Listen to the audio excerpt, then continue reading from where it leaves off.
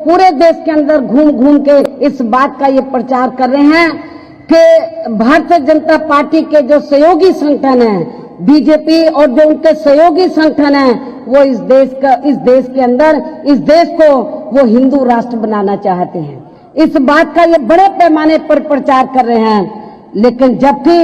हमारा जो भारतीय संविधान में है वो धर्मनिरपेक्षता के आधार पर बना हुआ है और बाबा परम पूज्य बाबा साहब डॉक्टर अंबेडकर ने जब इस देश का संविधान बनाया इस बात को ध्यान में रखकर बनाया कि यहाँ पर केवल एक धर्म को मानने वाले लोग नहीं रहते हैं, विभिन्न धर्मों को मानने वाले लोग रहते हैं। यहाँ पर हिंदुओं के साथ साथ तो सिख, मुस्लिम, ईसाई, पारसी व बौद्ध आदि विभिन्न धर्मों को मानने वाले लोग रहते हैं। इसलिए बाबा साहब डॉक्टर अंबेडकर ने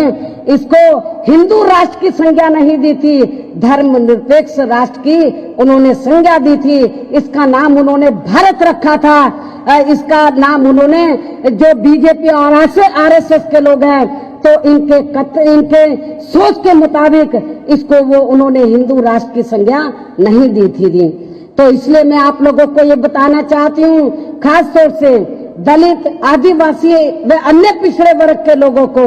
यदि भारतीय जनता पार्टी तो आरएसएस की और इनके सहयोगी जो अन्य संगठन हैं उसके सोच के मुताबिक चलकर इस पूरे मुल्क को, पूरे देश को हिंदू राष्ट्र बना देती है, तो मैं आप लोगों को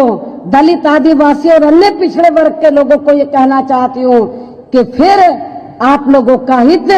तो हिंदू राष्ट्र सरकार के अंदर जब भारतीय संविधान को बदलने के बाद हिंदू राष्ट्र के आधार पर संविधान बनने पर फिर आप लोगों के हित सुरक्षित नहीं रह सकते। आप लोगों को मालूम है कि यदि अपना देश ये लोग जिस कोशिश में लगे कि इसको हम हिंदू राष्ट्र बना देंगे, यदि ये हिंदू राष्ट्र बन गया तो आप लोगों को मालूम है कि हिंदू धर्म के तहत तो 4 वर्ण बने हैं।